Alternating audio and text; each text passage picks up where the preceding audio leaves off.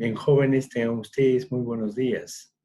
El día de hoy vamos a hablar de una de las habilidades más destacadas de la especie humana, que nos diferencia del resto de las especies.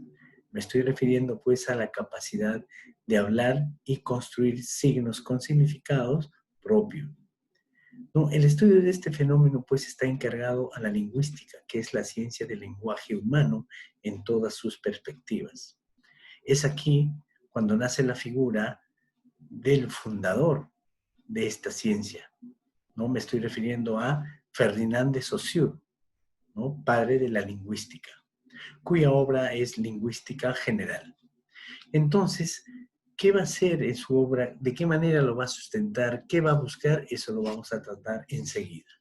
Muy bien, para eso el día de hoy le vamos a compartir a ustedes una ficha. Muy bien. Lenguaje, lengua y habla. Entonces, el día de hoy vamos a tocar un tema un poquito amplio, así que presten atención, por favor. Entonces, Ferdinand de Saussure siempre va a estar en la búsqueda del objeto de estudio, ¿no? El objeto de estudio. ¿Cuál va a ser el objeto de estudio de la lingüística? ¿No? Según su teoría, el objeto de estudio va a ser, pues, la lengua. Muy bien. ¿Y esto cómo lo va a explicar?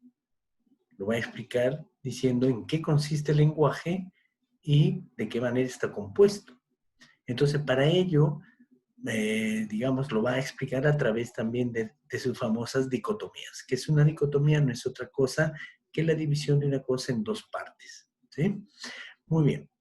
Entonces, pasamos a la primera dicotomía, las dicotomías entre lengua y habla. Para Ferdinand de Saussure, la lengua es un sistema cultural, ¿no? Es un conjunto de signos lingüísticos totalmente organizados en un sistema, ¿no? De consideración abstracta, ¿no? Y el habla es la realización concreta de la lengua. Por tanto, tenemos una diferencia enorme, pero que no lo podemos separar al momento de hablar, porque al momento de hablar estoy utilizando el habla y al mismo tiempo estoy utilizando el código o la lengua o, dicho de otra manera, el idioma. ¿Correcto? Entonces aquí vamos a hacer un paralelo mientras ustedes analizan aquí en su ficha lengua, debajo está habla. Entonces van a hacer un cuadrito en sus casas. Por ejemplo, te ayudo. La lengua, ¿no? Es un ente, es un ser vivo, es un ente vivo, ¿no? Que está en constante evolución, por lo tanto es un producto social. Mientras que el habla, diremos que es individual. Otro, la lengua también podemos decir que es abstracta, mientras que el habla es concreta. También la lengua es inmaterial. ¿Por qué es inmaterial, profesor? Porque el código descansa en el cerebro, no se puede ver, mientras que el habla sí es concreto, ¿cierto? Mientras que la lengua está latente en el cerebro, se hace patente cuando hablamos, eso es en el habla. De igual manera, la lengua es casi fija por un tiempo, más adelante vamos a hablar de la siguiente dicotomía, y el habla es momentáneo, ¿sí? Muy bien, explicado esto, vamos a pasar a lo que nos dice el siguiente lingüista, Eugenio Coserio, sistema, habla y norma. Él agrega a esta dualidad o a esta diferencia o a esta dicotomía entre lengua y habla, agrega una palabrita, un vocablo más, sistema, que es el equivalente. Aquí te dice sistema y habla corresponden a los mismos conceptos elaborados por Saussure, ¿no? Muy bien. De igual manera, la norma es impuesta por la tradición, es decir, un conjunto de costumbres que con el tiempo, ¿no?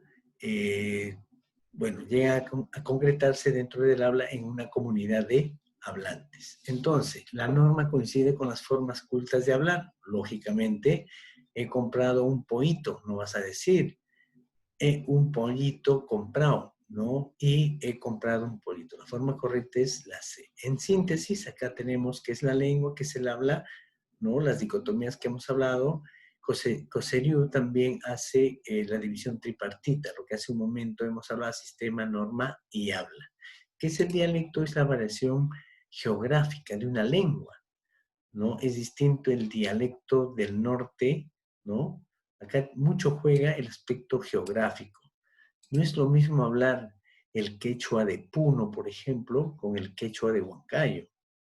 O, digamos, los del norte hablan muy distinto a los de la sierra o a los de la capital, ¿correcto?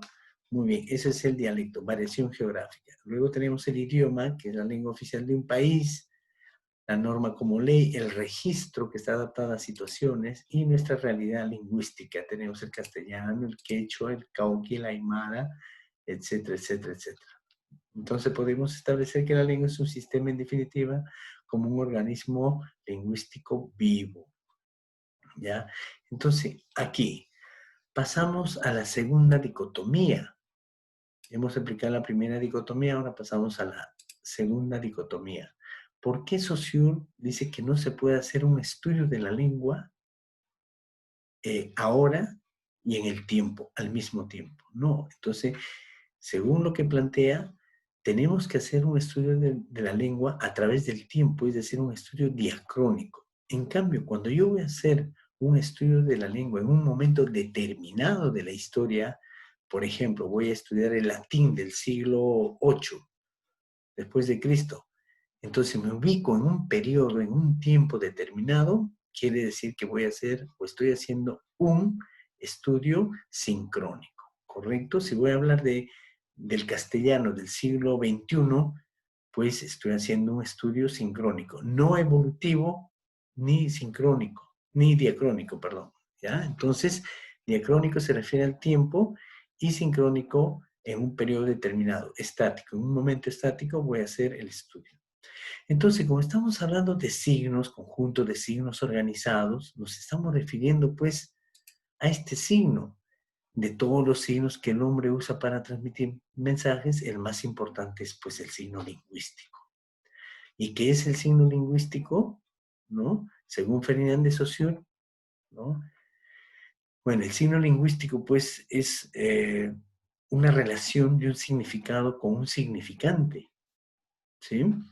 Muy bien, entonces el significado, acá vamos a ver, características, tiene dos planos. El significante es el plano de la expresión, son los sonidos que usamos para dar formas a las ideas. Muy bien, mientras que aquí está, lo ponemos entre barras para indicar que son sonidos, los sonidos ideales, ¿no? Con el cual vamos a representar mentalmente al significado. ¿Qué es el plano del contenido? Son las ideas o imágenes mentales que tenemos de las cosas. La idea que tengo de un objeto, mesa, mueble compuesto por un tablero. Es decir, en el significado van a aparecer las características del objeto que estoy articulando, que estoy hablando o diciendo o escribiendo en el significante. Si yo digo, por ejemplo, articulo la siguiente palabra, león, es inconcebible que en mi cerebro, ¿no?, el significado, ¿no?, sea pues un ratón. Nadie en su sano juicio va a pensar. Entonces hay una relación inseparable entre el significado y el significante. ¿Cuáles son sus características? Una característica la vamos a desprender de la tercera. Ya, este debe ser 3. 1. Es arbitrario. ¿Por qué? Porque la relación entre el significado y significante no es natural, sino inmotivada. Nos da a entender que frente a un estímulo, por ejemplo, caballito, no todos los hombres han reaccionado con el mismo significante. Es decir, a un significado no necesariamente le va a corresponder un significante, porque acá en Latinoamérica hablamos el castellano, a esa figura de caballita lo denominamos caballo. El significante es caballo. En sueco, hers. En rumano, cal, para designar a ese animal cuadrúpedo. Es decir, el significado lo tenemos a nivel mundial. Pero ¿cuál es la variación? ¿Cuál es la arbitrariedad? Los idiomas, las lenguas, ¿correcto? Siguiente carácter. Siguiente característica del signo lingüístico. Tiene carácter lineal. Muy bien. ¿Por qué? En el plano del significante, cuando se va a hablar o va a ser de carácter audible, quiere decir de la expresión, ¿ya? Tiene que haber una rigurosidad al momento de hacer el enunciado. Yo debo decir, por ejemplo, la palabra vaca. No puedo llamar de otra manera a esa palabrita para formar un significado que por experiencia lo tengo registrado en mi cerebro. No puedo decir apca, ¿correcto? 3, mutabilidad. Mutabilidad quiere decir cambio. ¿Qué es lo que muta? El signo es mutable. Claro, la lengua a través del tiempo ha cambiado, ha mutado. Por ejemplo, la unión de las lenguas para la consolidación del castellano ha sufrido mucha variación hasta hoy en día, ¿no es cierto? Si antes decíamos nocte, hoy decimos noche, ¿correcto? Si antes decíamos flama, hoy decimos llama. O sea, ha evolucionado, ha mutado, ha cambiado en el tiempo, es decir, diacrónicamente ha variado. Entonces, la cuarta característica debe ser la inmutabilidad. Inmutabilidad. Esto quiere decir que voy a hacer el estudio de la lengua en un determinado momento. Quiere decir que en ese periodo no cambia ese vocablo. Por ejemplo, tengo ordenador. No sé cuánto tiempo en la actualidad, pueda durar este vocablo. No sé si con el tiempo va a cambiar, ¿no es cierto? O pizarra o mesa, no sé, durará 300, 400 años, pero con el tiempo la lengua cambia. Por ser un ente vivo, está en constante cambio, ¿no? Muy bien, chicos, hasta aquí espero pues que hayan entendido, ¿ya? Ahora vamos a compartir